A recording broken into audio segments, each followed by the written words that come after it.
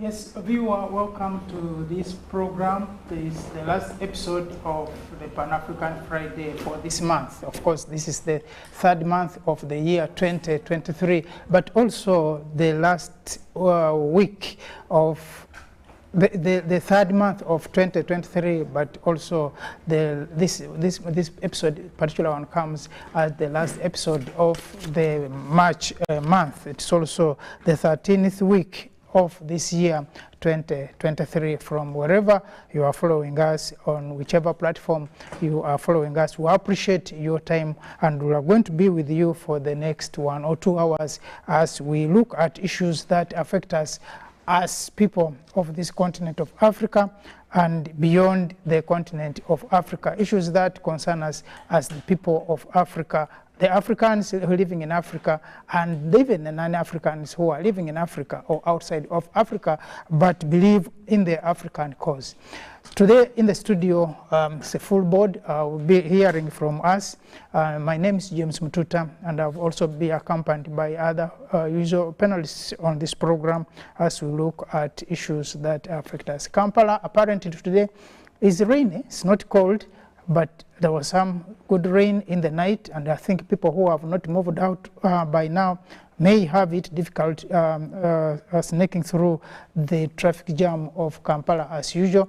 Fridays are always very tricky when it comes to traffic jam in Kampala. In the studio of Ndugu Rugarama, Ndugu Dada, Rachel, and the guest which I'll be introducing to you later as we look at issues of Africa. Normally, we begin looking at what is trending on the continent of Africa.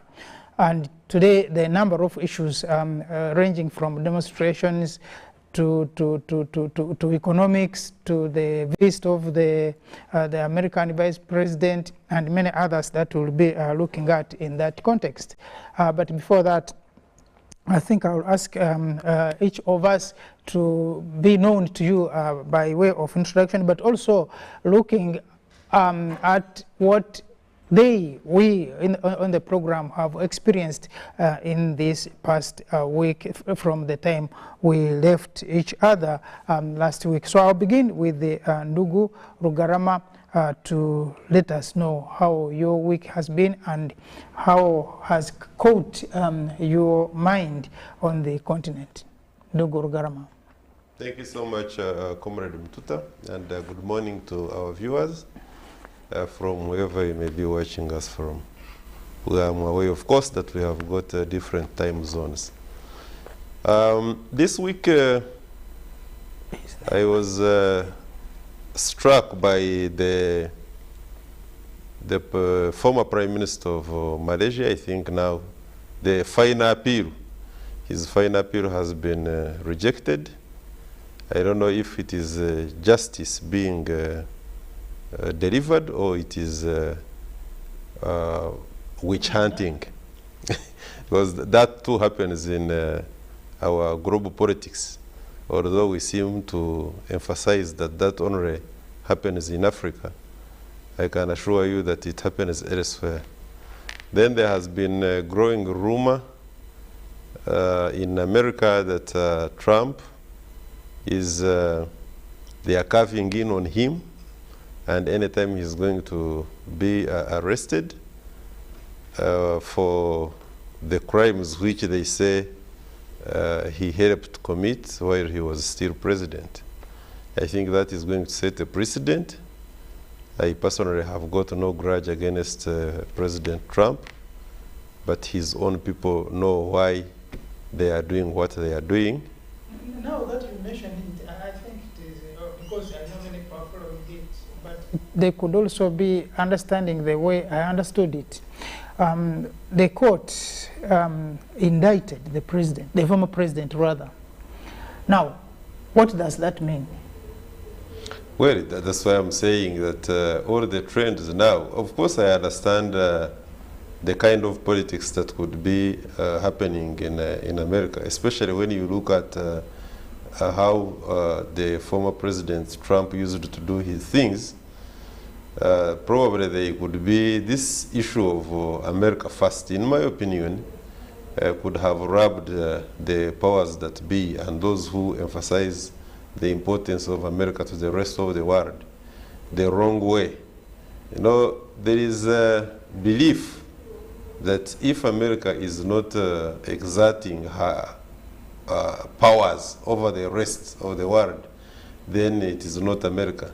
Sure. You remember the threat to withdraw from World Health Organization didn't go well UNICEF. to the members, you know, the American Even the authorities. World Environmental.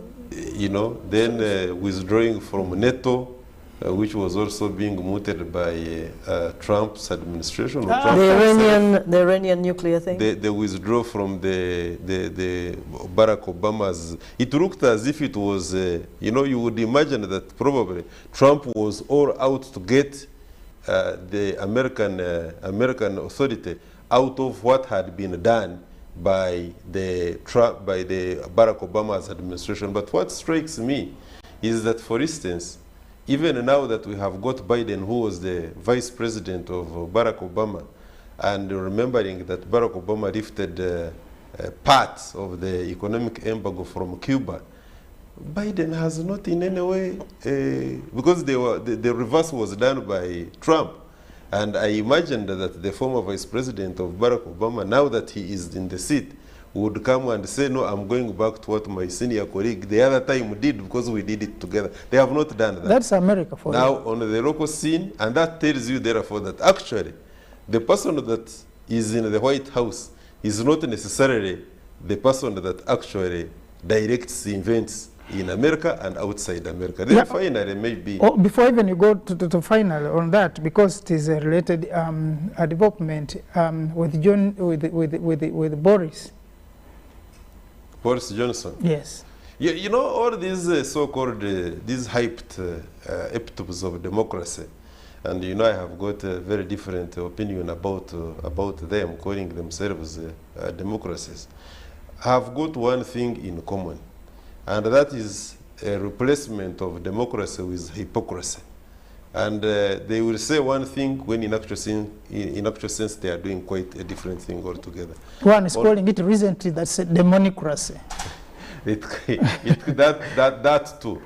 So on the African scene, of course, we continue to see the so-called demonstrations.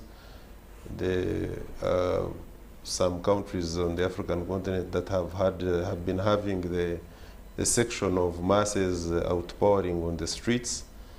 There is a little bit of cooling down because the initial, for instance, outpouring that happened in Kenya is not necessarily what we see these days, although we have seen a replying fire with fire, which I certainly wouldn't like to see happening in a jurisdiction like Kenya, well knowing what happened in 2007 to 2013 and then 17, something like that. We all know these ethnic clashes that have happened on the African continent and what they have done to our economy. We have, of course, continued to see Marema with his EFF making a lot of passionate calls to his supporters, trying to win rather forcefully and persuasively. He mixes carrot and stick with the voter, including carving into the ANC. Here, of course, on the local scene, which also translates into the international scene, we have seen a lot of noise, I call it noise, being made by the international media, different governments, the recent one being Canada, condemning what Ugandan parliament has just done, passing the anti-homosexuality bill. We have got our own local people here, the likes of Andrew Mwenda and his other co-associates who have come in to say that they are ready to go to court this time around like they did last time if the president assents to the bill. We have seen, of course, that it is coming to about 8 days now. The bill has been with the president. He has not assented to it. Probably he's also still studying it, or he's still very busy. We have seen the coming in of the vice president, whom they say she's African. That is another debate for another day. I think she was visiting Ghana. Sure, she's visiting 3. They have been in Ghana. Today she's in Tanzania. This morning she's arriving in Zambia. Oh, okay. So I had my own, very own Akufo, the president of Ghana, being interviewed by the press after the vice president of America had made her remarks about the homosexuals, passionately saying that it is a human right, and the way the Ghanaian president navigated around the question was akin to the mastery of a classroom teacher. But in my opinion, he is known to be very candid and straight.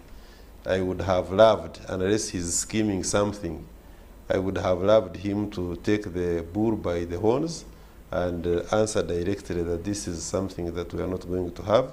Don't even think about it. But whatever he was thinking, he said what he said, and probably for the gallery and the press and the American audience, it passed. He has been very candid, especially on the issues of economy and democratization of Africa in relation to the West. On this one, you know, there is the issue. They're saying when you are hosting a witch doctor, you are very careful mentioning about issues of the cowrie shells. You know, these beads that the witch doctors maybe going by the African proverb that we are, you know, we are extremely well-mannered. That is our value. That's part of our values. Yeah. When you have a visitor, even when a visitor has got bad manners, there is a way you go around the situation. And I think maybe that's what the Ghanaian president did. Otherwise, anyway, anybody deducing from his statement would tell you that certainly was not very comfortable with the visitor. He's not for LGD. We are waiting to see what happens in today during this summit, which they are going to hold, because issues of human rights, so issues of democracy, and issues of. But I think it is a cover-up, because what this visit is aimed at is to cut into the support that China and Russia are enjoying on the continent, so that America could now assume its position, regain its position on the continent, which the ground which they lost during the administration, especially of President Trump. But at the same time, because I think the vice president of US is now the 18th high government official to visit Africa within these 3 months from the year 23, from the time the 2023 started, and 11 countries up to date have been visited by these 18 officials. The highest of them is the vice president. So you see the scramble of Africa still continuing. Of course, they've been to Ghana, to Ethiopia, now Tanzania, and many Kenya, and many other countries on the continent. But that also, like we had said earlier, gives Africa an opportunity to showcase and prove its point to these suitors, come Russia, come US, come China. But sometimes we end up in a status quo and sometimes fail to capture some of this, because what the human rights these people are preaching, you cannot go and preach to the Chinese. you cannot go and preach to other, where people have established themselves. But for us, I think we sometimes skip. I saw how uncomfortable even the president of Tanzania was when they were discussing some of these issues of human rights, when, especially when it comes to issues of LGTB. I mean, but whatever the name. The most important thing is that the culture, concentration and strength of Africa is still so even the leaders who are trying to navigate through these corridors are going to have it very hard. Of course, Uganda has been blacklisted as one of those countries where these issues, these rights are not being observed. But I can also tell you, I think we can also comfortably blacklist some of these countries for the human rights abuses that they have subjected the black people to. And we have seen a number of them. That will be a discussion for another day. But the most important thing is that Africa needs to position itself so that we can push our agenda, but also benefit from some of these crusades. Now, in the studio, we have Ndugu Kambalo, who is a writer and a Pan-Africanist, but also a peace ambassador. I think he will also share with us how he has seen the Africa in this ended week. And I'm sure he also has a number of issues with some of this, especially the anti-homosexual bill of Uganda. Ndugu, asante kabisa. Thank you for inviting me here to be part of this important and scholarly team to organize Africa's issues in relation to our potential, but also global challenges.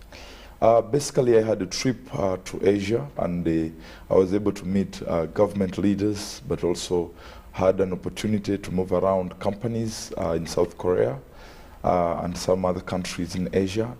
What I have just learned is that we need to do a lot of marketing of our country, of the continent, to especially Korea, South Korea, not North Korea.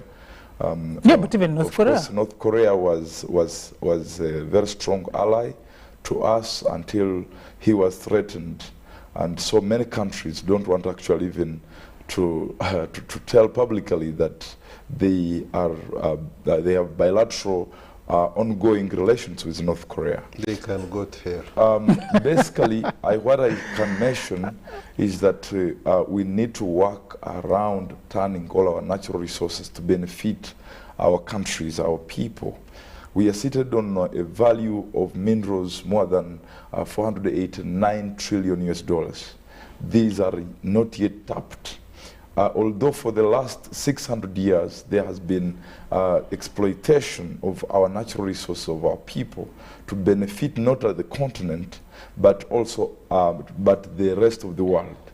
And that is something that I learned so much that last week after visiting all these companies. For example, the phones being manufactured.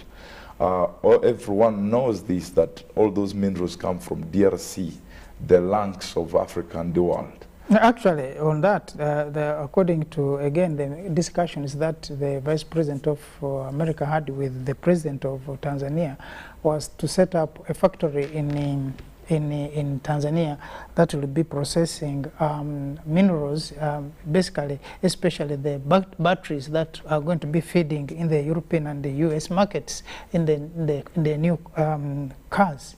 So I think other than the exploitation that, you know, having all these things taken, it will be cheaper, I think, processing them in Africa and providing market for Africans. It is both a carrot and stick, like one said. If you were still interested buying anyway, still they can buy from us, which is better than just stealing and taking away anyway. Exactly.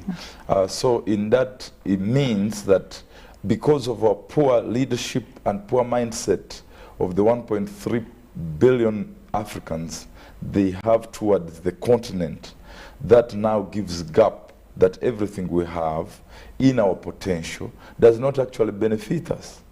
Slave trade is really practical here. So all this going on transformation of business models are all to feed the European markets, then now even the opening of the Asian markets.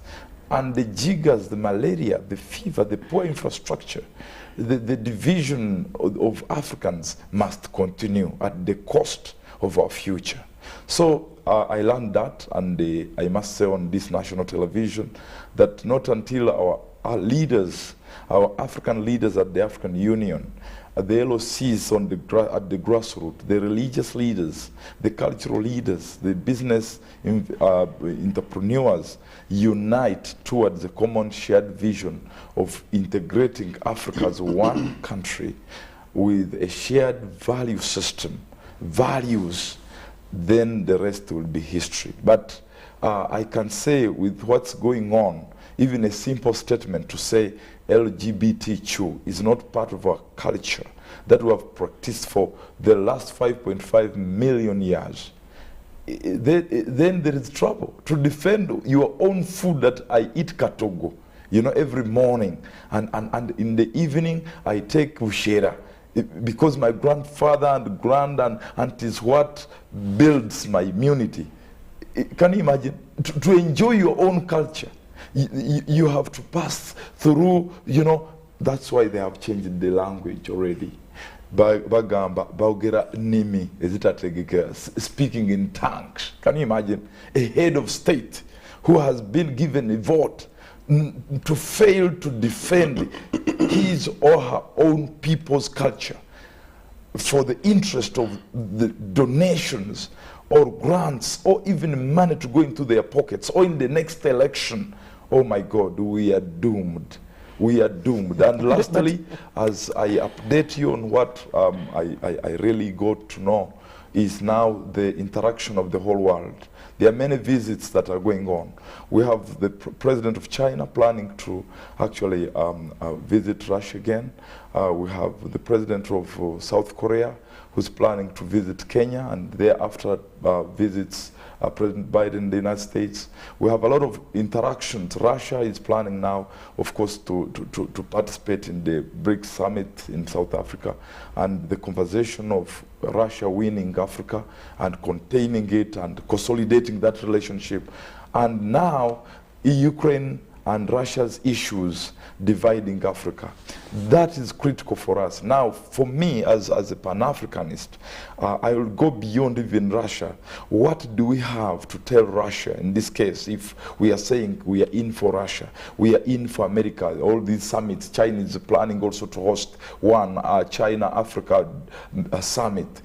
Do we say that, please, our relationship must be around the support towards our integration or towards exploiting our natural resources to increase exports so that we build an economy that does not have wings? Our integration alone will give us the economy, the market that we need from these people. We don't need these people until we actually integrate. So I have learned that education, environment, we must develop these models that look like us, that look like our dreams in the next 1,000 years from now.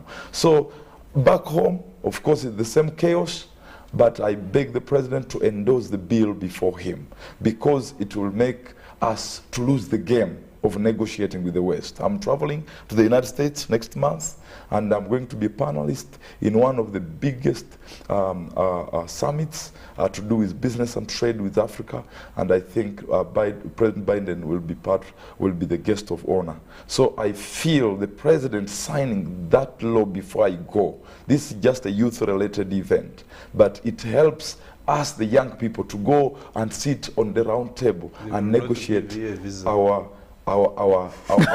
stake. That's also very possible. No, that we've heard you talk. No, but no. Yes.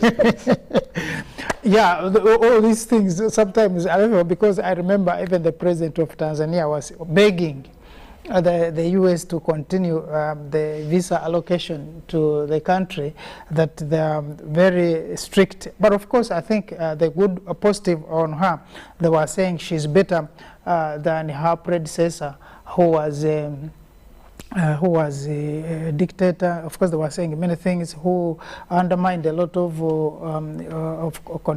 interactions in business and politics with the US and the rest. I'm like, if I were the one, I would have walked away in the meantime, as you said that. But anyway, that is Africa for you. Remember the popular African narrator who says that when you hear your enemy praising you, then you know that you have failed the mission of your people. That happens. When you get the praises coming from the Africa's enemies for you, then you know that the cause of your people has been let down. That was And that your end is around the corner. Your take on that? On which the week? Actually, as Nduguru Garama was talking about what is going on, the moving from, people are moving right, left.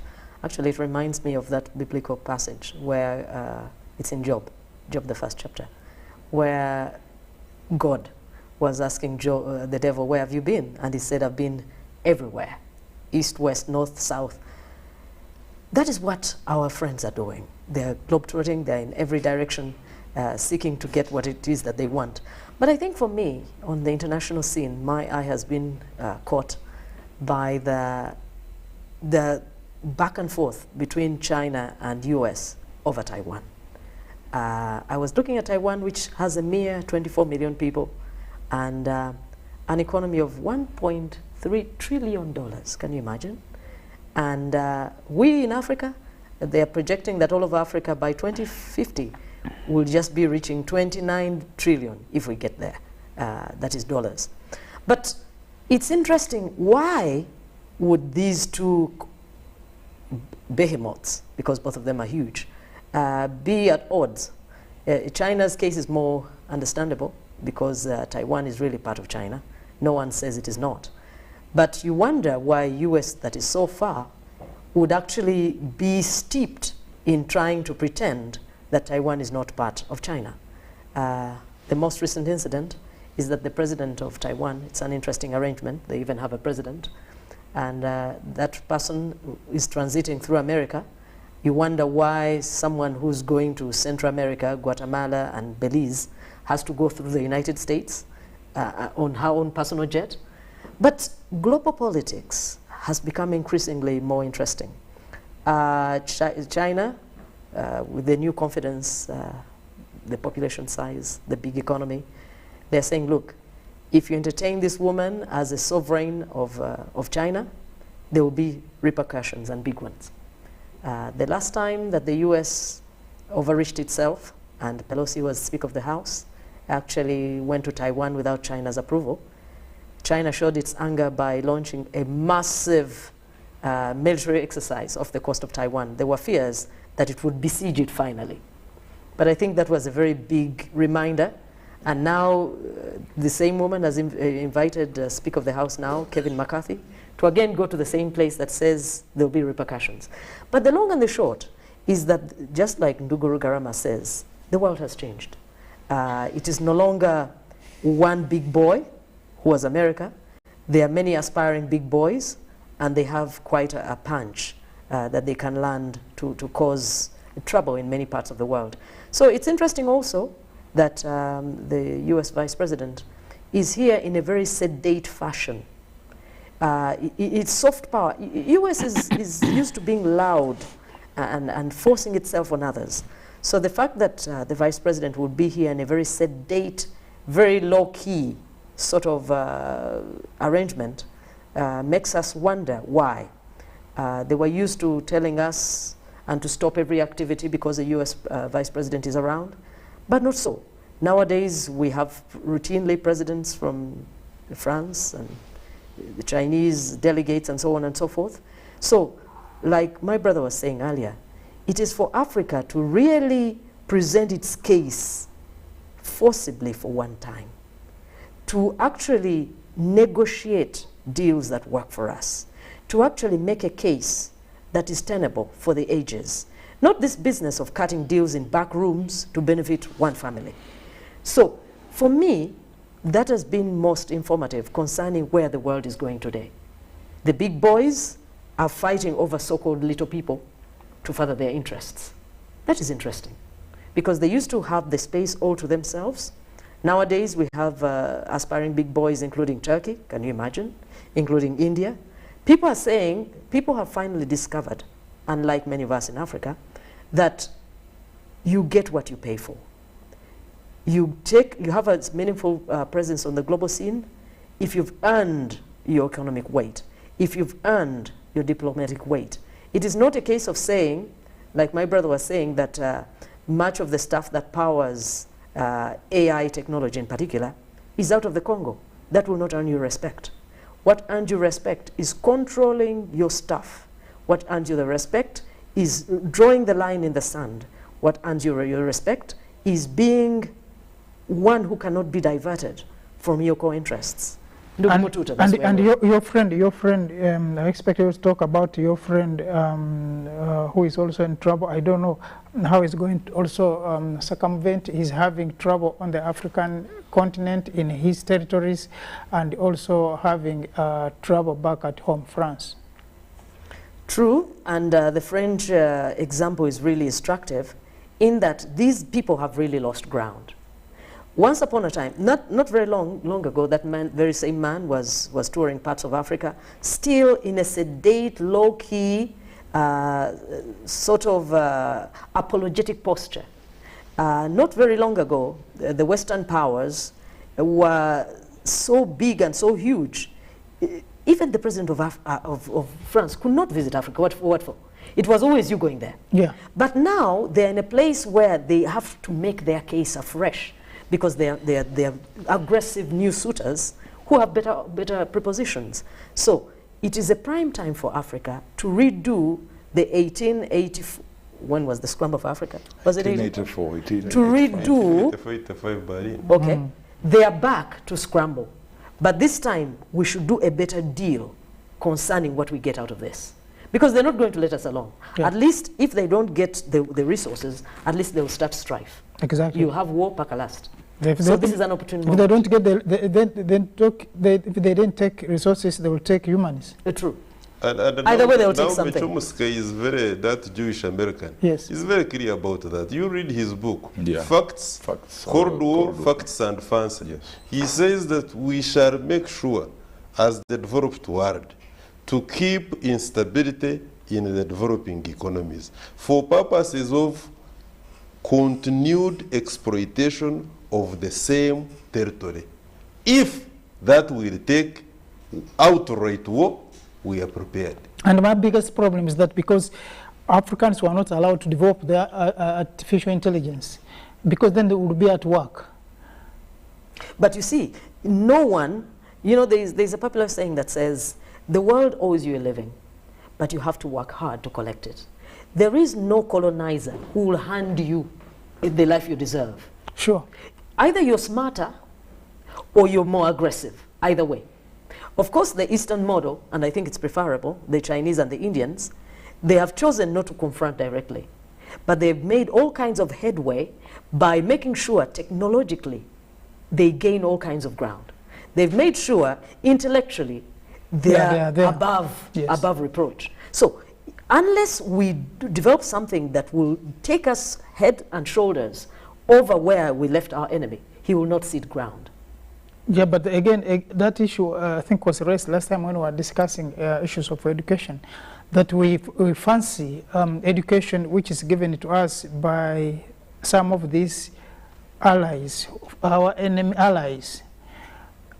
Now, do we look at, because learning from China, that China has always taken students as a deliberate government policy to the US mainly, of course the other countries, to understudy the technology there. And when they come back, they make sure to do a kind of a miniature of what they have studied there. You get this iPad, you dismantle it, and you begin looking at piece by piece, and you create exactly looking the same. But for us, I think in Africa we have that problem that when we go and study there, in most cases, people don't even come back. They remain there. No, maybe Ndugu Mututa, this is the argument. What actually China does is more radical than we are having a discussion about it here. Yeah, How does it saying that being aggressive, if you have to survive. China actually sends people to produce from America, and the children born there are known as Americans. Those who go when they are already born, they go so young that they either get naturalized and become Americans, but they are actually Chinese. So at the end of the day, the war that you have been hearing, which is ongoing, we are developing 4G and we are having 5G. The 5G, which is the Chinese technology. And America makes sure that they globally awaken the world about the dangers of the 5G. Did you know the dangers of the 4G, which was the American technology? But because the 5G is not theirs, it must be shut down. The copyright piracy, the war that has been on between China and America about the copyrights is at infancy level. China is not going to wait when you have developed the product and before you unleash it on the market, then they have it. That's not how they are going to do it. They will make sure that they are part of the team in the laboratory where they are manufacturing or they are coming up with a product. Now that product, it is going to, by the time the Americans are putting it on the global market, the Chinese have done it already. Yeah. Now it becomes a problem. Whose product is it at the end of the day? It's because we are not there. By the time you patent, well, what are you patenting? And China will run to patent that product. And America will say, but we are having it here. It was still in its embryonic stage. So by and large, when you look at, and of course the dilemma, like you correctly put it, the dilemma of the African man is that our copyright rate Even the laws. is negligible. Yeah. Because not that we hardly manufacture anything, but we have been intellectually and ideologically disabled not to make sure that whatever we bring onto, we put into our laboratories and we participate in manufacturing is owned by us. No. Then also to make matters worse, research. This research, you see, let me tell you that the best research on the African continent, which is done by the Africans, in these universities which you think are rubbish, Makerere University has got well over 4 major research centers, and they do a lot of work, very good work. But because it is not you who actually pays for those research, the projects, the findings are going to be taken by the people that have paid for them. But even the irony to it is that you do this research, you come up with something, with a product. Now, for example, we in Uganda, we are now working towards producing electricity cars, the Kira cars. Or the COVID-19. But when you look at the market, because we are going to compete with other manufacturers of cars in the UK, I mean in the US, in Japan and other countries, who is going to be our market? Are even Africans going to trust you with your car? Is even a better car. That's what Africa Continental Free Trade Area is trying to solve.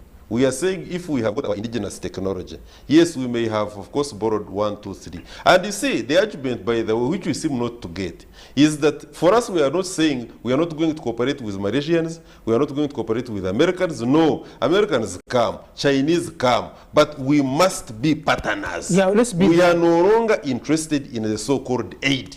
And that is why America is having problems. My brother here was mentioning about the increased role and business participation of China on the African continent.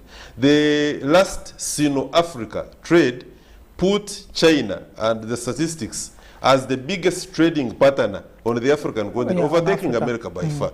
Now, when you look at you analyze everything that is happening, and this was also mentioned by Sister Rachel, the truth of the matter is that Africa is getting better suitors. Now, at the end of the day, the arrogance that has always been meted onto Africa by America and Europe is no longer going to be tolerated. And you can see that gradually those hitherto colonial powers are losing ground on the African continent. And that is why you were mentioning about the French president, who is now running up and down, whereas in the yesteryears we were being summoned. Just recently, this, was it Mali? No, Mali, I think, had gotten out a long time ago. They revoked the so-called separate pact that existed between the France and the 14 former French colonies that are being robbed up even up to as we speak. You see now, so you can see therefore that as we discuss for today's topic, as we discuss the security concerns of the regional groupings, especially EACA, and we look at the levels of trade, of course trade must thrive on guaranteed security. We are going to take stock of how East Africa and Africa was relating to the former colonial powers, and now the new quote-unquote called colonial powers, and therefore how we can take advantage of the two big brothers, or 3 or 4, whatever the number, exchanging blows. If we can take cover under there and smartly also smuggle what we can smuggle, so that we get rid of them gradually. One by one. Yes. I know. Thank you so much. And we thank our viewers who are following us. I think the number will shortly be on the screen. You can interact with us. Someone was requesting that we should also be allowing them to make call-ins, but I said that may not be possible now. But we can arrange for you to have your voice and your face with us to give us your comment, not only the voice. And we are breaking off for a short break, but we'll be back shortly to continue with our discussion for today, so please don't go away. Which break is this?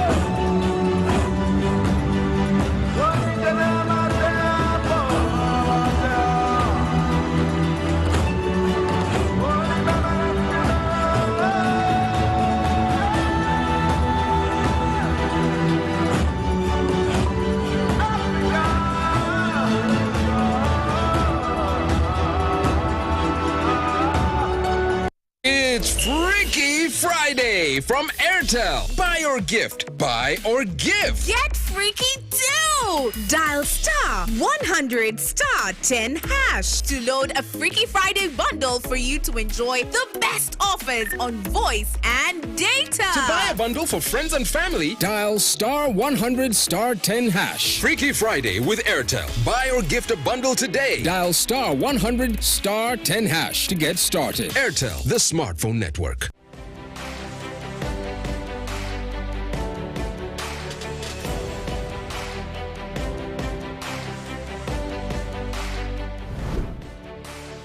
This is Chilling. Don't miss a brand new season of Chilling on UBC TV.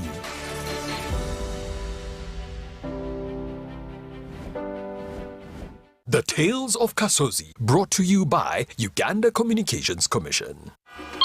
Hello? Hello? This is Kasozi. How can I help you? Hey, Kasozi, my brother. Long time. We last met when we were at campus. It's been a while, but you are the person I'm looking for. Campus? Really? Hey, you don't remember me? Okay, so how can I help you? I'm stuck in Gulu making millions, and I need to urgently send money to my sick mother. But I can't find any mobile money agent near me. I've sent the money to your phone, as you can see the message. It might take a few minutes to come through, but I urgently need you to send the money to my mother. Let me send you her number, and you send it to her chap. My friend, I'm afraid your mom is going to die. What? Because I don't know you, I never went to campus, and I'm also in Gulu. So can we meet at CPS, we talk about it? Stay tuned for what Kasozi does next. Don't fira. Refrain from unnecessary engagement with strangers over the phone. This message is powered by the Uganda Communications Commission.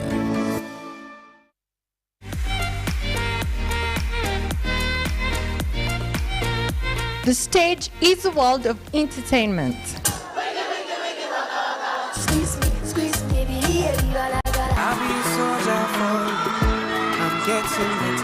Get the latest entertainment, lifestyle, events and activities. Chats with celebrities that make headlines. It's your girl Zari, Mama Tifa. I'm in town, I'm in Uganda. It's showbiz. Join me, Mary. I intend to connect you to a lot of fun. Cause I know you want it, you love it, you enjoy it. All on Powerful Level Magazine, reloaded for you right here on UBC. Don't miss out every Saturday, 12 p.m.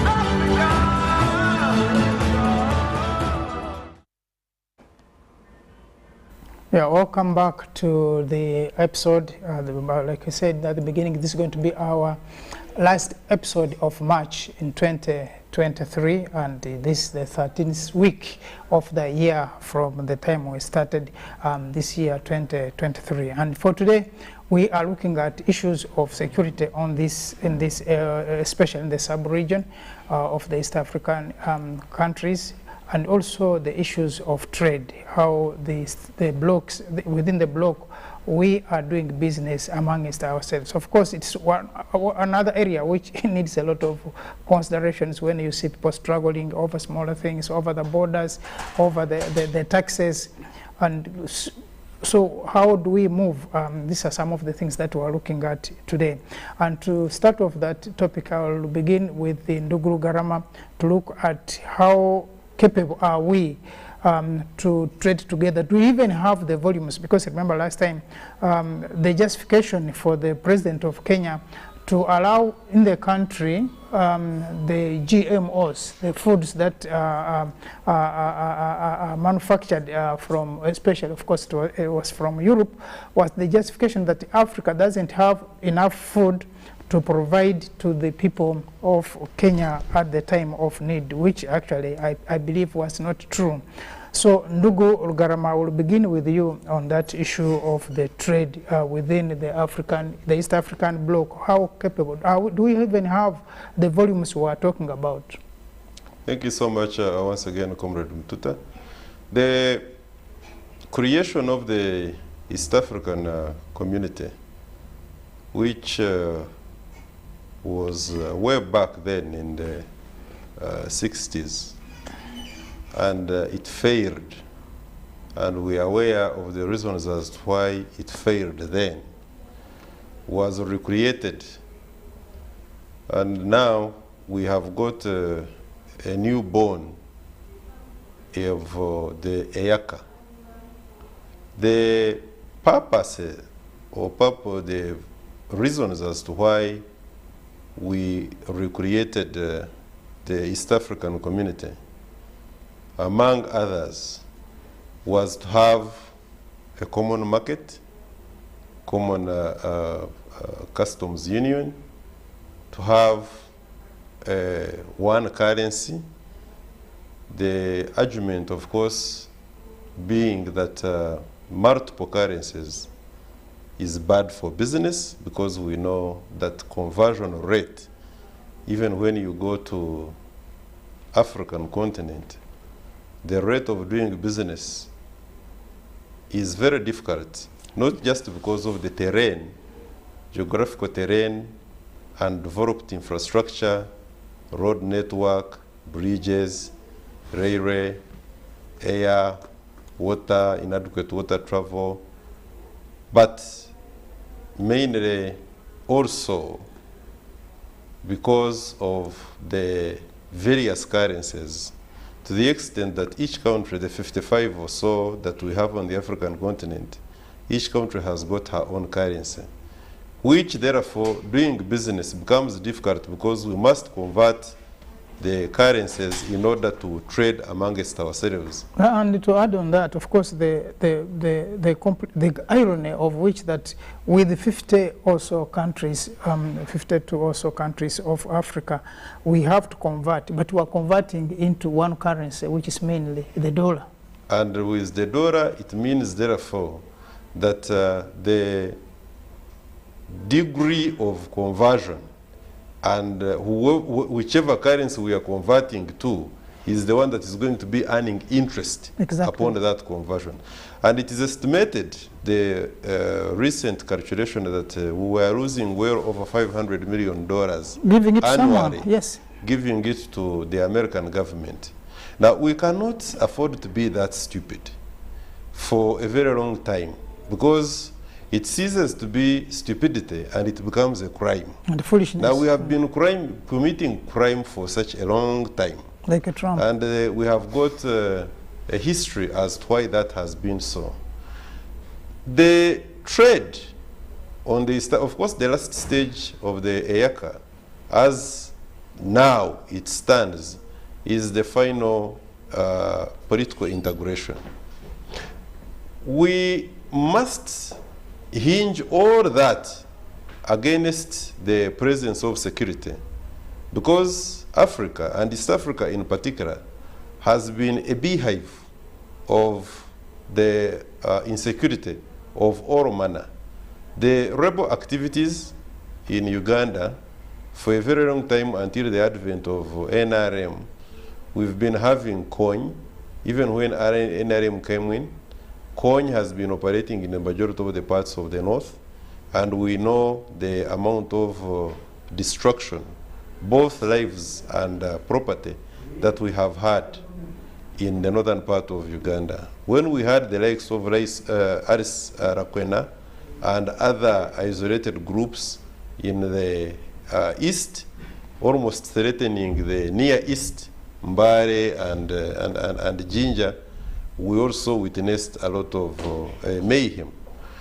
Probably with, of course, in Rwanda, we have had the clashes, the ethnic clashes, the RPF coming into force. We know that it had to take ethnic cleansing and killing of the president. We do not need to repeat the story in Burundi. We very well know of the presidents losing their lives, coups after coups. We know what has been happening in Kenya, the ethnic clashes, tribal if you like, and probably with the exception of Tanzania, which has been relatively peaceful. The creation of the East African community, or recreation for that matter, was mainly to achieve expansion of trade, but at the same time, like the President of the Republic of Uganda usually says, the main and major objective has been to make the people of East Africa prosperous. Now, do we have capacity? Yes, the answer is yes, it is in affirmative, because, you see, I am not one of those doubting Thomases. I know that there is no venture, there is no union that is void of challenges. Whatever is happening to the East African community, the delayed implementation of some of the promises that the East African community heads of state, Secretariat has made, is part of the mix. The European Union was not achieved, has not attained the status it has attained, it is on now, just by merely talking. It is so many years down the road, and they have even not gotten to where they want to get. Countries which are members of the European Union, like Greece, are even poorer and economically organized politically in a shambolic state than majority of the African states which they claim are not developed. We have got challenges that even the so-called epitomes of democracy, who are members of the European Union, for instance, like Britain, they recently shamelessly ran away from the same union. So that is to tell you that East Africa, or the EACA for that matter, which grew from Uganda, Tanzania, Kenya, and included Burundi, Rwanda, to make 5, now have attracted South Sudan, the Somalia, DRC, and Somalia is on the way. Ethiopia has already applied and it will be admitted. I can tell you, and of course we know that there is a long application of Sudan, Khartoum, which was deferred simply because of the troubles that Sudan was causing Uganda by al-Bashir, who was supporting Kony. We know that was the reason as to why the inclusion was deferred. But now I can assure you, even Sudan, Khartoum, is going to be admitted. Yeah, now we are going to have one of the largest blocks, economic regional blocks, that if, for instance, we achieve a common currency, we are going to be, I think, the biggest, one of the biggest geographical areas who are trading, who are having a common market, a common union, customs union, a common currency, one currency. And if we ever achieve the political federation, because I say if we ever achieve the political federation, in my opinion, if I was submitting a paper, I would argue that even that last stage of political federation, although it is useful, I do not think that it is the most important. I would want to see the people integrated. I would want to see the relevancy of the East African community in somebody who is in Guru, in Uganda, somebody who is in the remotest part in Bujumbura, I mean in Burundi and Rwanda, somebody who is in the remote in Dodoma, another one who is in Nyeri, such that we can feel the East African community. And that cannot just be felt by having a president of the Federated East Africa who is going to be giving speeches and hosting banquets. Now, but of course, that could also contribute to it faster, because then people will be more connected because of the apex. And one can also argue at your paper. I am not refusing, because at the end of the day, when you look at the federal states of the federated, for instance, Nigeria, because there are different parts of Nigeria, we all know. But at the end of the day, a common Nigerian doesn't even mind whether it is Tunuru, whether it is Atiku, who is going to be at the apex in Abuja. But can my Naira have relevance in Kanu, like in any other part of Nigeria? What is the purchasing power of a Naira?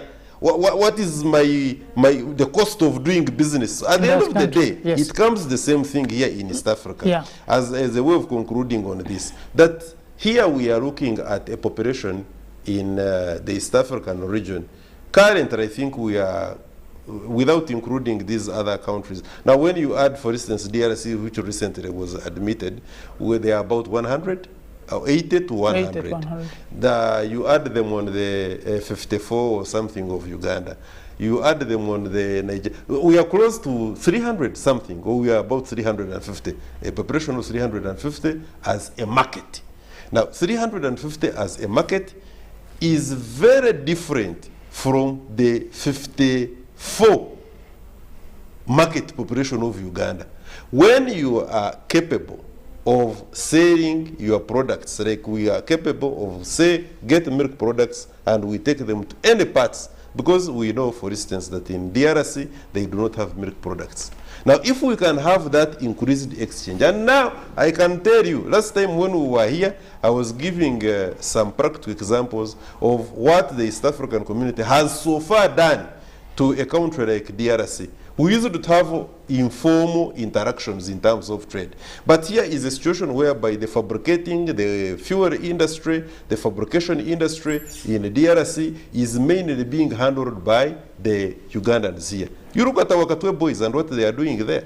Then at the same time, look at, for instance, the produce, cereals and what have you, and how they are being, for instance, you remember before the closure, when the border was closed between us and Rwanda, and how much of the produce, when our brothers became stubborn and we are having insecurity in South Sudan, and how much of our Ugandan produce and money that was lost. So at the end of the day, when we congregate all of that and we say that East African community is going to create wealth, I have got no doubts whatsoever that the moment we gradually move steadily, we increase on the security, because the security concerns in DRC, for instance. And that is why there are these new deployments and the area deployments, which were ordered by the heads of state. So, Bwana Nduku Gambula, on that, you have also interacted with these markets outside of Africa. The biggest problem we're having, especially when it comes to identification, but also feeding in these markets, is the issue of not quotas as such, but numbers, the volumes that sometimes are needed by these people, because they consume in big, and I don't know why they will insist on some of those big quantities. What challenges do we have, given this the East African, if we are forming ourselves? Can we easily form in the outside markets?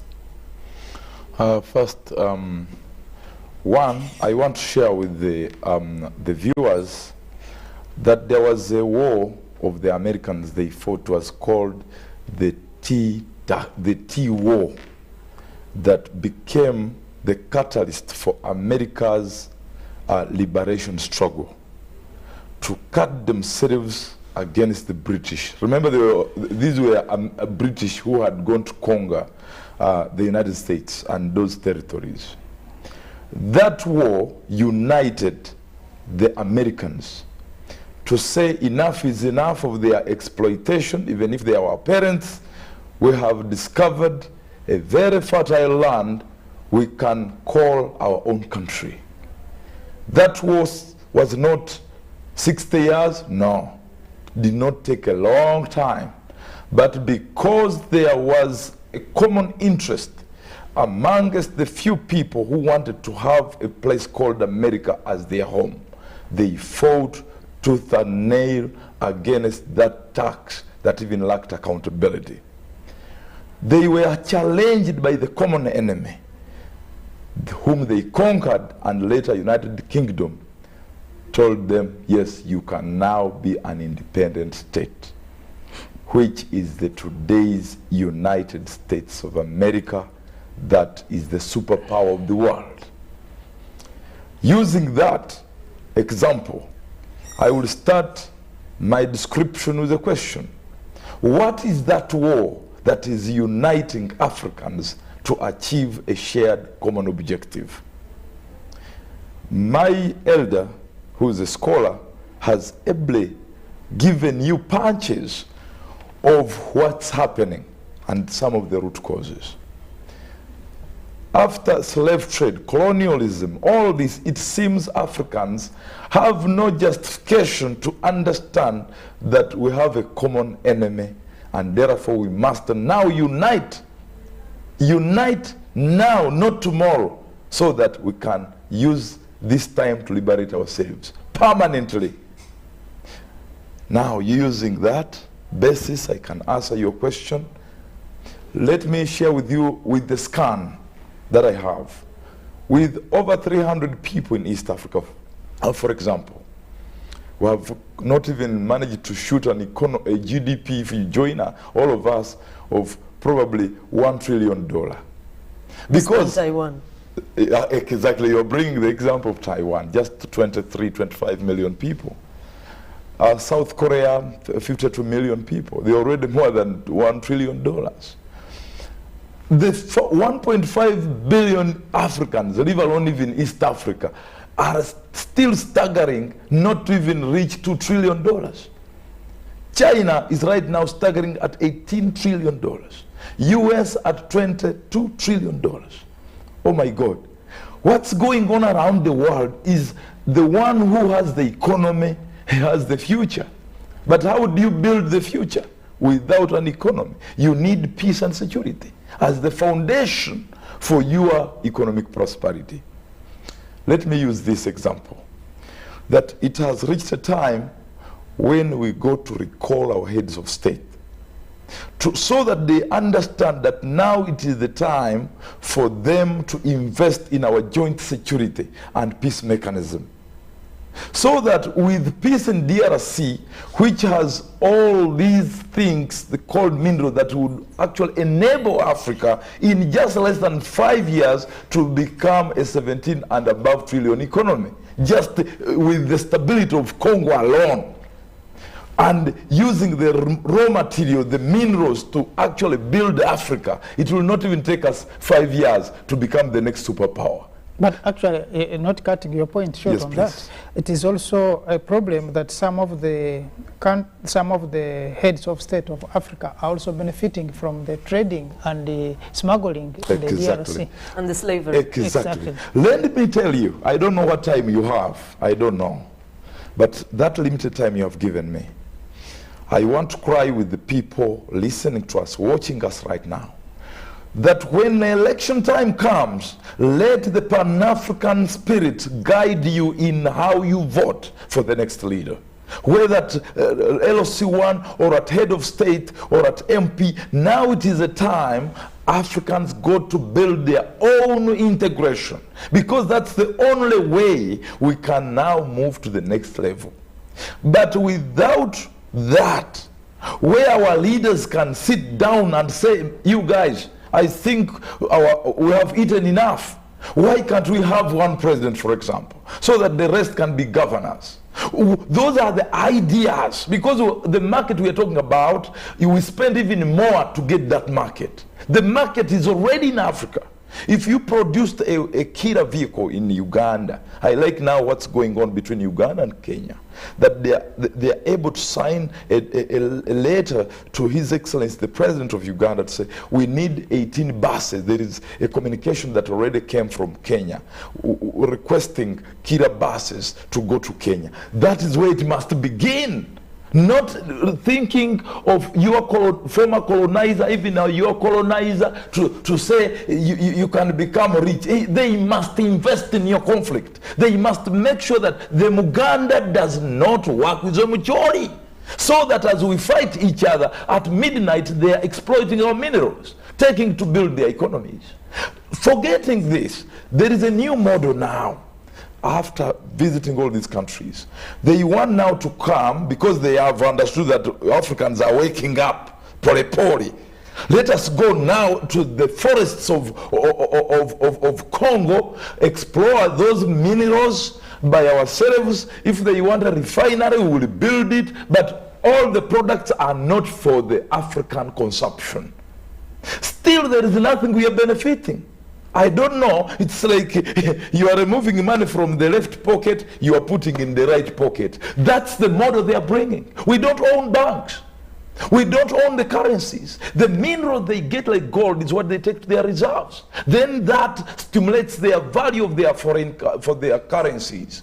Actually, I have evidence to show that these guys don't actually follow economic principles to print the money. They just say, I think Africa needs this currency. They print more.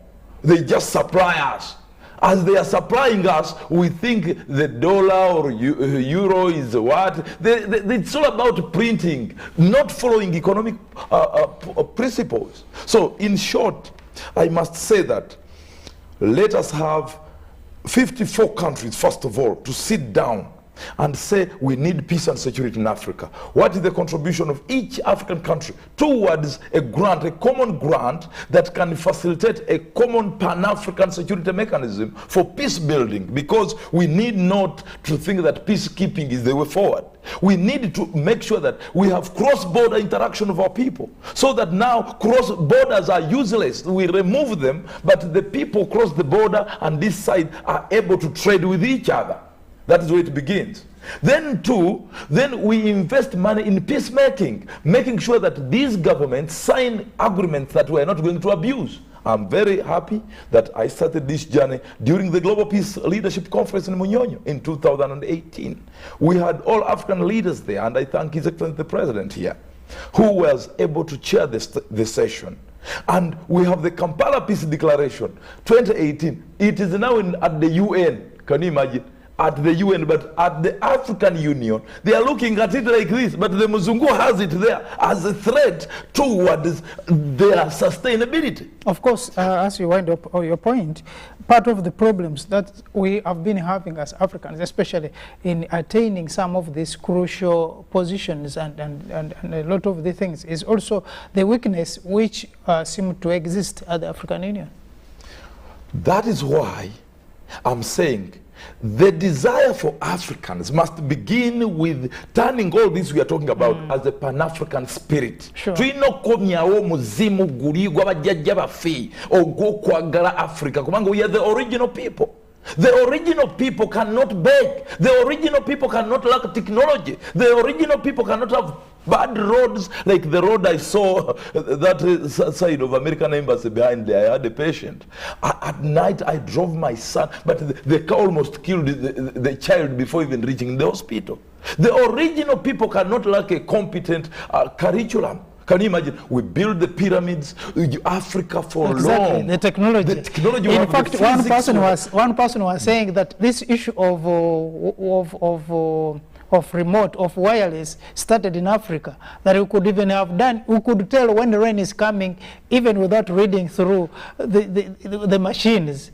But somehow, I think has been a weakness because they came, told us to hate ourselves, to hate our own, to hate our technology. To hate our religion, to hate our culture, to hate our mothers, to hate our names.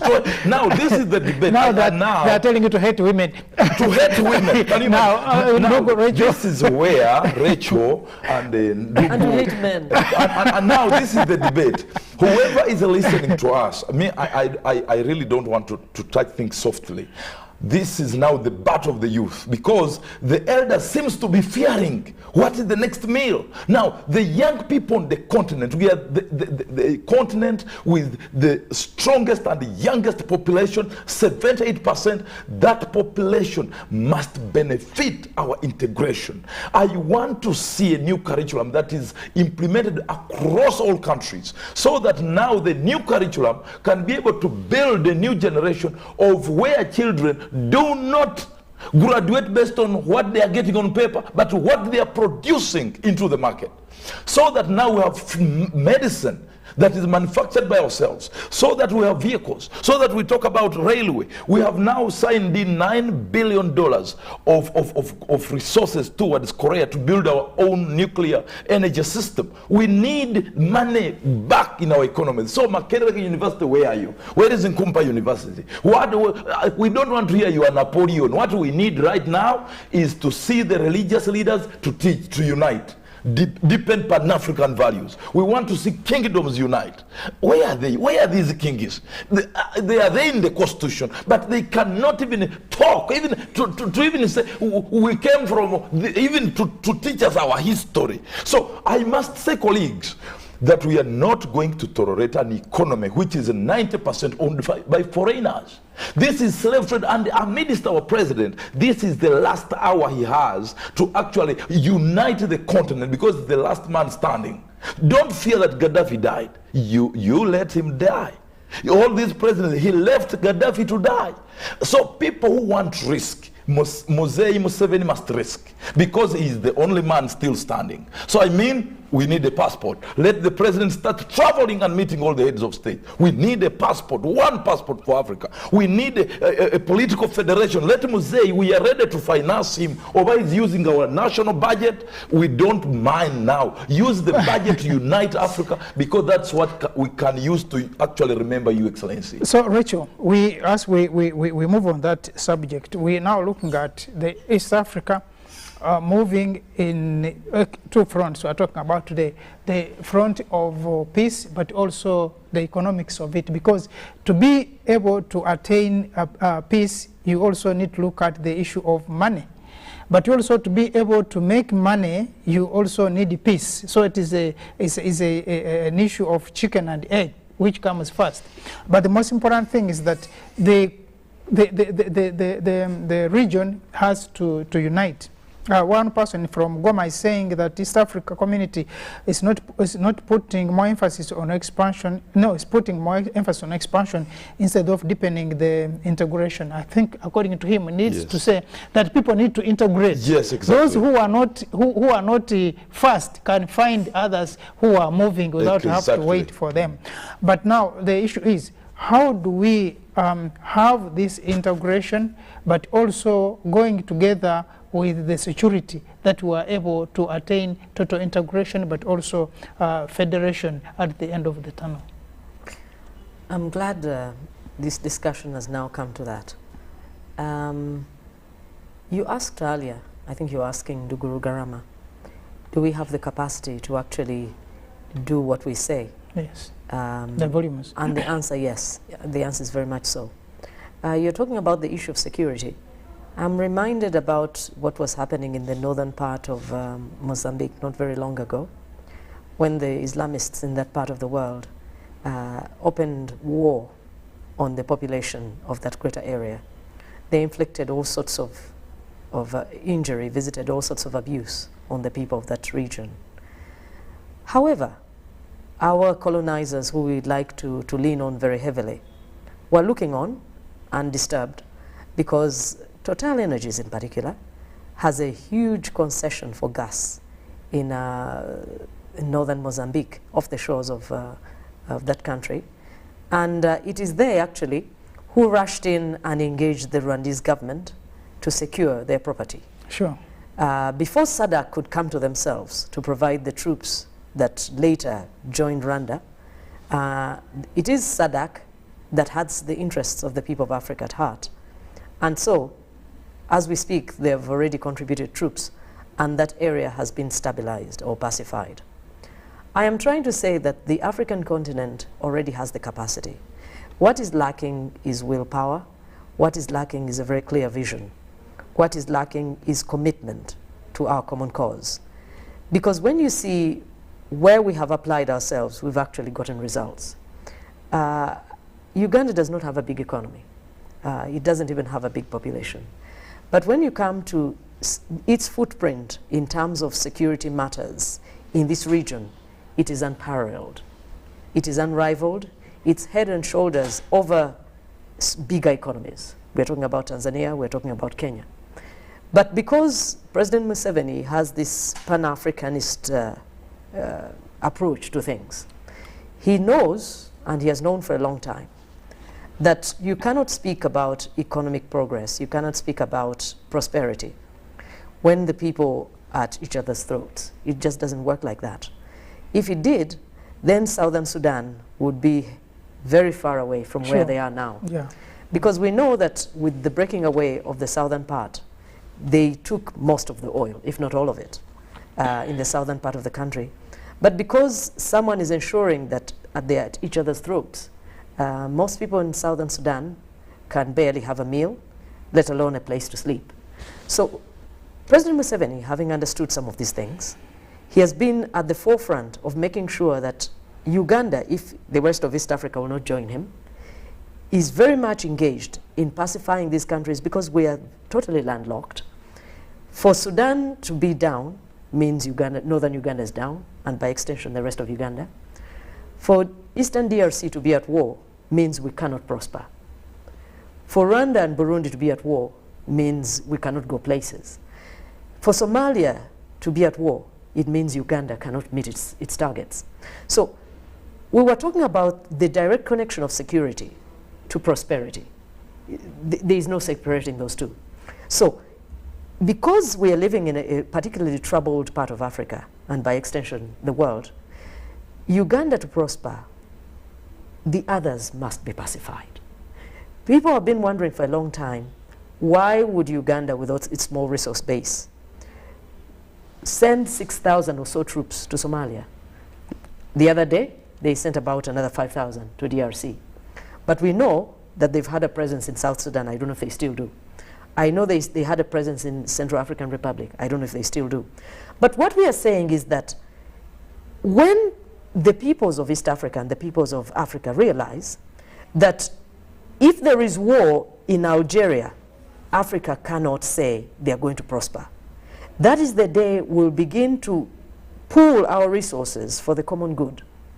I'm glad to find out that, or to see, that once upon a time, when the people of Ethiopia said they are going to build their Grand Renaissance Dam, the colonialist mentality in the power corridors in Egypt said, look, if we have to declare war, you will not build that thing. But the people of Ethiopia said, okay, and if it is dead, so be it. Exactly. Even the US supported Egypt, those myopic minds. Exactly. And it has come to now apologize. Exactly. Steps forward now. What we are saying, and to answer your question, does Africa have the capacity? Yes, it does. What is lacking is the will. What is lacking is the resource, the pooled resources. What is lacking is the vision. There is no common vision at this time. And unless the people of Egypt and the people of Equatorial Guinea and the people of Djibouti understand that it is only a bloc with its 1 billion people, with its unparalleled resource base, pull together, that we can actually defeat the colonizer. What is happening at this time, and we've said it many times in Ndugu Mututa and Rugarama, we've said it many times, that we are stuck with people at the helm of power who have the colonizers' software at play. So we elect these people in many instances, and they are representatives of France who sit in Cameroon, representatives of England who sit in Tanzania, and they are representatives of Portugal who are in Mozambique. They look like us, they speak like us, but they are against us. So the day we realize that the enemy within is our most important trouble, then we'll begin to move. The enemy within. Yes, Russia is our problem, but not as much problem as the elite who has a colonizer's mindset. Exactly. That is where we are. Exactly. Thank you, ma'am. Dr. Viensi Davis Niwahereza says, please, peace and security have been acknowledged as critical to the creation of the right environment upon which regional integration in all aspects, including economy of East Africa, can be fostered. In other words, without peace, then the economy. Yes.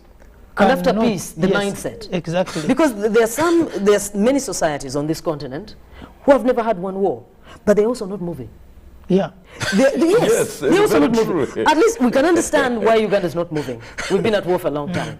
I can understand why DRC is not moving. Now, there is that. But there are other states. There is the common feeling and the common thinking that we're talking of the economy and peace, that poor people don't lose anything. They have nothing to lose. They can fight in the morning, they can fight during the day, they can even fight at night because there's nothing, they're breaking the house anyway.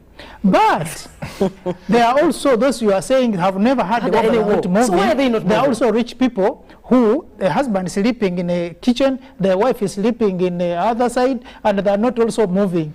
So to have both, you need to have the material, fine, you need to have the money, but also the peace. But that starts with the mind. So sometimes the mindset is also, and now this mindset goes across the board. That's why the other time we were saying that even the Pan-African Parliament has issues because people who are occupying space we in the Pan-African Parliament. That parliament is just having representatives of colonial masters. They go there, use our budget. We have, let me tell you this, I think the burden of what you're talking about, no one will give you the liberation until you sit to design it by yourself. The systems, look at our legal system in the whole Africa, all the constitutions, they are all representatives of not the interests of our people. Look at the way they dress. Those they call them what? Wigs. The wigs of dead people. Can you imagine? It's what in our parliament? When we have our Pan-African dress code, which parliamentarians would proudly put on the entire parliament, but you look at them. The entire parliament is putting on even underwears which are actually imported. Can you imagine if that Pan-African Parliament, the one who built the African Union, is actually the new colonizer? Can you imagine where they sit, even the chair they sit in, even the papers they use, is a representation to you, therefore. Even toilet paper that they even the toilet paper. Now, that gives you a reason now, Professor, of course you know this, is that we need to disband the whole African system and recreate a vision she's talking about that, first of all, blocks the poor mindset. And how do you do that? By, first of all, going into the family institution. Because the families are the ones who are telling, because back to your point, yes, where please. You said that if it comes to elections, let's look at people who have the spirit of Africa, the Pan-Africanism that we are looking at, that will be able to push the African agenda. But they are the same villagers, they could be not in villages, but they are the same voters who are saying, here.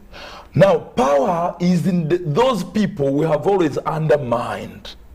Now, the moment the parents of Africa, all the parents, now get to know what was Africa before the colonialists came. That's where it begins. Africa used to take care of the world. They want inspiration. We are tired of this thing of COVID, which is industrial, bio weapon. They want to know, okay, Africa, we are talking about these things now. Yeah, we want to inspire them that you parents, your parents before you had the following.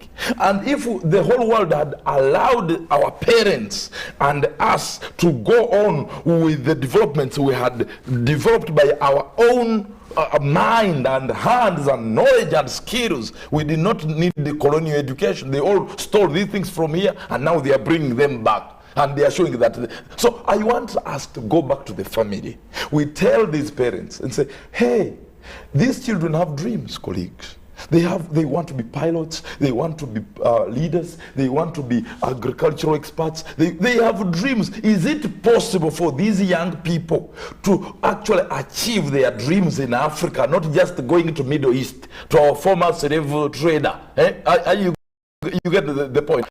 Then the parents will start nurturing those inspirations, investing in the talents of young people. As government provides, or the African Union provide the right curriculum, the parent is working, education is working, then it will give us now the production of new leaders who actually can integrate and specifically put Africa in its rightful place, that it is not true Africans are lazy, Africans are dull, Africans are dependents. We have everything that they are using to develop their economies. This is the time to actually block all our borders and deepen what we call everything for Africans. Fidel Ifulu from Goma is saying even that, what you are saying actually, you need to have a mindset for the parents, without which nothing will move.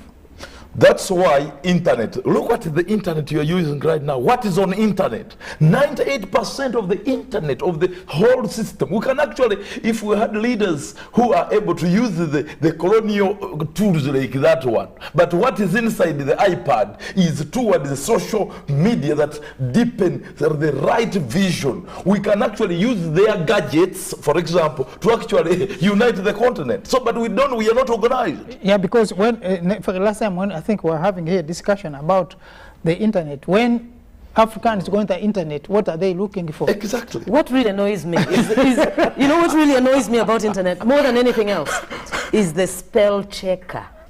Exactly. You're trying to write in your language. Your name. It will not let you. You're trying to say nga, it will say, I don't know. NGO. It will, NGO. First name will be the Muzunguzi name. My first name is my Kambura, my tribal name. So my religion, you know, all what we are looking at is that the whole stretch yes. Is affected. Not children, not parents, not leaders, not everyone, not anyone, but the mindset she has been talking about, that Africa needs to have a step back to work on our mindset.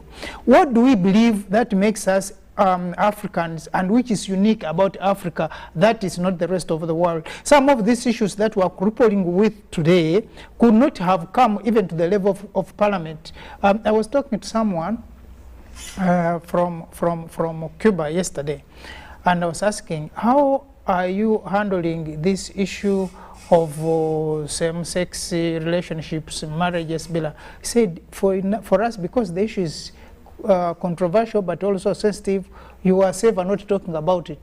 We have other things that concern us. We have a lot of things that need our people to enable our people survive. So that one is not an issue anyway. The most important thing is that maybe you should have gone further to ask about the infiltration of the Western influence in the Cuban communities. Exactly. I'm very sure you would have known that when you look at, for instance, the Fourth Estate in Cuba, the media, it is extremely focused. You look at the reporting, if they are reporting about agriculture, it is strictly revolutionary reporting about agriculture. Exactly. And also informing the population on how they can utilize the available soils and the best practices within the agriculture. And that cuts across all the other sectors. If it is about politics, they are also reporting. The journalism itself is not just professional, but it is also very revolutionary. But maybe, to get back, there is a very beautiful conversation here that my brother Kabura and sister Takar have been having. I was quietly very happy here, listening. One thing that stands out, I have argued here, and I will repeat it, because it looks like that paper has not been properly internalized, and maybe some of the people have even not looked at it. His Excellency and our patron, the Pan-African patron, Yoweri Kaguta Museveni, wrote a paper and presented it in South Africa some years back, around 2010 or thereabout, about the 11 bottlenecks. Now, the 11 bottlenecks that prevent Africa from realizing her dream, or part of that, or one of them, was actually ideological bankruptcy. Now, when you talk about the mindset here, we are actually looking at the ideology. What is the ideology that drives our family? What is the ideology that drives a country like Uganda? When you even ask our parliamentarians, like we were having a debate about parliamentarians here, who talk about the ministers and other leaders at different levels of the spectrum. What is for instance, what is NRM's ideology? It is a government that has been here for close now to 40 years. I normally ask those questions when you look, what's the difference between NRM, FDC, and NUP in terms of ideology? Of course, we are going to look, they will refer you back to their constitutions. NRM has got a constitution, the various parties have got their own constitutions, and the majority of them have even not read them. Then you are also going to look at the agenda. Actually, one leader said, I think it was NUP, who said, "Put it to us is a luxury. We want it now." I heard that. Can you imagine that? I heard that. But of course, I don't think that he had appreciated exactly the question. I think it was the issue of not appreciating the question, because he was tagging policy to NRM manifesto, NRM aspirations. But if he had appreciated it, and it happens to anybody, I wouldn't want to really put it to him that he does not appreciate some of these things properly. Whatever the case may be, the point here that I'm making really is that when you look at President Yoweri Kaguta Museveni's paper presented in South Africa, the 11 bottlenecks, and he points out one of them being the ideological bankruptcy, is that majority of the wars, the insecurity that we have had on the African continent and in the East African region in particular, has been as a consequence of parochial way of looking at issues. This business of thinking that somebody being of a different religious affiliation, you are a Muslim, I am an Anglican, whatever that means even, somebody is a Roman Catholic, you even hear Roman Catholic, then we are very different. I know, and I cry to say this, that I know of people who arguably are fairly well educated, even that is another argument about well educated. And if you mention that you attack now, like we are going to have a debate, I hope we have this debate next week about decolonizing the mind. Exactly. You see, you will find somebody who is even at the level of a professor, a level of a PhD holder, some master's holder, degree holders, the graduates, they will even shed tears. How could you go on a national broadcaster and talk about my religion? Don't you know I'm a Catholic? What do you know about Islam? Don't you know I'm an Anglican? Don't you know I'm a Muslim? You young man. So the point there is that people are prepared and they have quite often gone to wars simply because of religious differences. You see, you are the one talking about, no, it was Sister Rachel talking about the software and the hardware. My senior brother, Bishop, the Zimbabwean brother of ours, Joshua Maponga, talks about having a wrong software in a correct hardware. You are always going to have problems. Now, the issue of ideology on the African continent, we even don't know our party political ideology. We don't know it. You see, if we know it by name, then we don't know what it stands for. The tenets upon which it is standing. Now, this is the other problem. And it was fairly shared across the spectrum here. It has to do with education. Our education system, I thank God that we have steadily revolutionizing it, because now it is no longer what was subjected, what you are subjected to. Exactly. A lot of us were subjected to here, and because we are able, by God's grace, we are able to reproduce what we crammed, you know, on paper, and in a record time of 2 hours and a half. You know, you have finished your first 4 more papers, and then you go and you get your A, then you are taken. You pour the material. Your bachelor's degree. But you don't understand. Then you are the best. You see, at the end of the day, you are the best. And when you are talking, and that's why we are having a problem, by the way, now, increasingly. Because I want to carry out a study as to the products of Quadro A's, because we have been having, so it's now a fashion. If your child does not get a 4, you want to kill a child. If a child does not get, because it is no normal. I wonder, were we stupid? Our time getting 9, getting 7, getting 11, my friend, at A level. You see, I see people reading these things, they are simplified materials, and people get A's in economics, who are reading Lipse. And you had to read that voluminous thing, and you would have to get the principles correct, and that way. But anyhow, nevertheless, it doesn't make the education system then better, or for that matter. What we need now is what I see the National Development Curriculum Center trying to do, that we can, and we are not yet there, but that we do not determine the future of a child by in 2 hours and a half. No. Can we have cumulative assessment and grading? Practically, the Kabra was talking about the practical bit of it.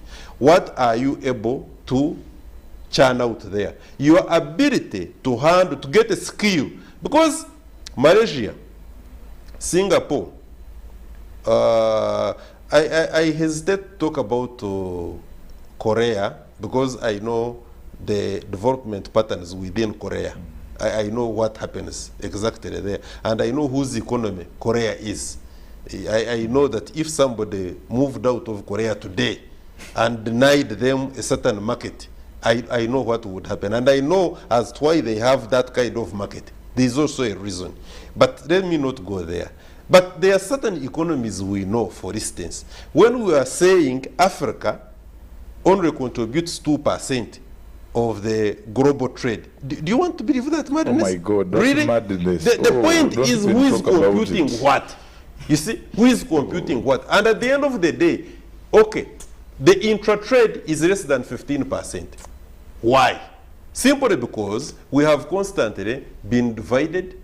We only claim to be members of the African Union, but at the end of the day, our levels of penetration and trade amongst ourselves are down, because we have got people from away from the African continent who constantly tell us that we are better off dealing with them, and in that way for them they come and they siphon the resources. We are talking about what are the centers? Science and innovation.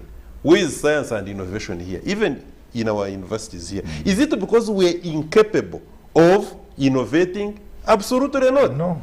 You remember during COVID time, for instance, and we're talking about now, up with education system. During COVID, I want to tell you that the product, the COVID product that was, herbal product that was developed in Madagascar, that product would have wiped away. You see, even our own this Muteso Ogwang, how they fought him. The Covidex, what he produced here was doing wonders. And it does work. But there's one is it patented? If we are asked now, is that product patented? You see, who controls the global patenting authority? Who is that? You don't know him. Now, two, when you look at some of the World Health Organization, when Trump was trying to get out of the World Health Organization and the White House, that's why they're running against him now, because the power of America is going to be lost. The power of America can only be exercised in these global institutions, whereby through IMF and World Bank, the Bretton Woods institutions, they are creating the economic policies that are going to stifle and also suffocate the global economies, especially African economies. Massive propaganda. And economic terrorism. Then through things like World Health Organization and CDC, you think they love you so much that they are going to keep the budgets. Of course, those who work in these bodies will keep telling you that should America, for instance, withdraw. I was having an argument with my very good friend. I know he's a very good man and a clever boy, Sam.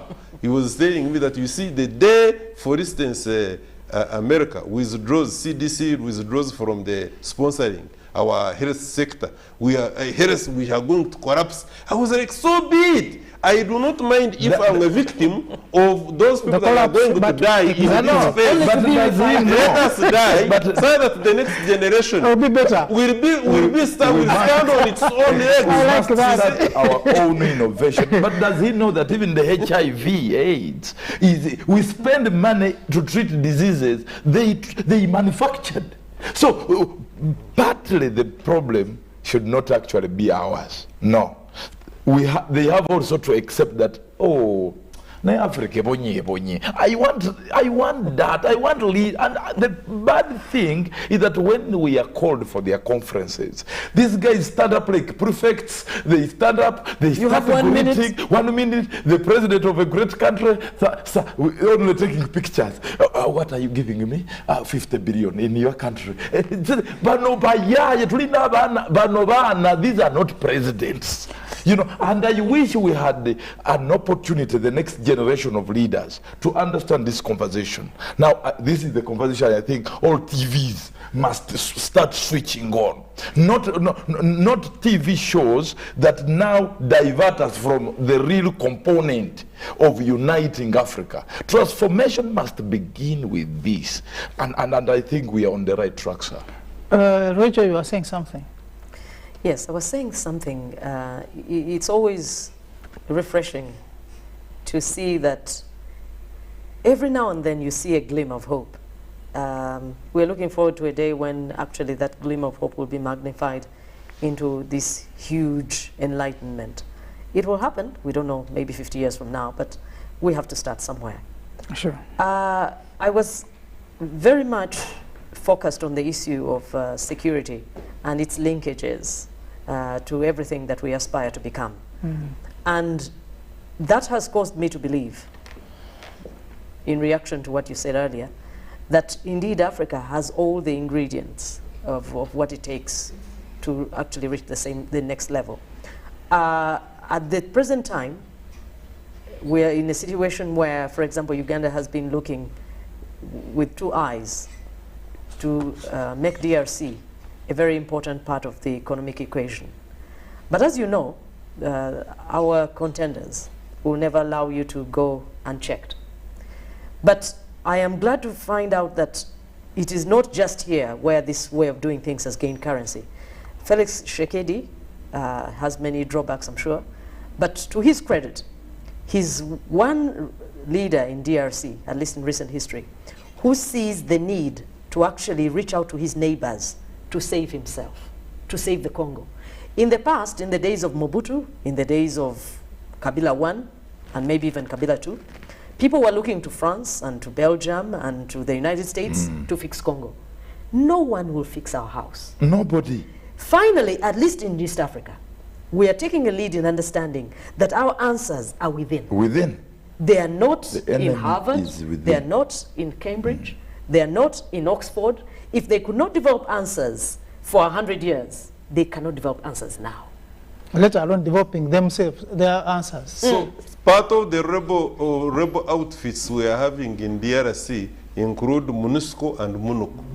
Exactly. Especially MONUC. Yes, they are financed. Those are rebel MONUSCO. outfits. Oh, MONUSCO. Yeah, They are as worse as M23. Worse. You know, there are 18,000 Yeah. of them who have been there for 20 years. They have never stabilized even one village. They have never stabilized even one parish. Oh, yeah, they have Even been one part, have village become actually. part. It is Yes. not their agenda. One time To you stabilize realize, anything. you realize that the bullets, the guns, some that are killing people in Congo are supplied.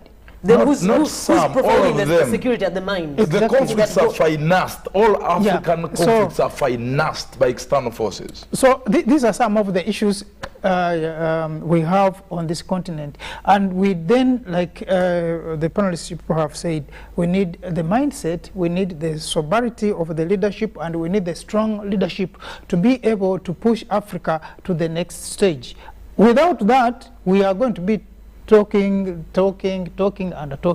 But I'm sure, like you said, there's always a ray of hope, that there is hope that Africa will be waking from its slumber. If it's not ready to wake up, it is going to be woken up to reality. By hardship. Exactly, like I said, if it means people You see dying. that, yeah, I'm telling you, the radical decisions Yes. must be taken, Yeah. that if a generation is going to be wiped out, It- in order it to be- have the next the generation idea. Africa Yes. better, if it will take the East African community heads of state to declare that DRC is going to be pacified by their own, the deployment we are talking about, such that we can have DRC as the pharmaceutical hub that it was designed to be.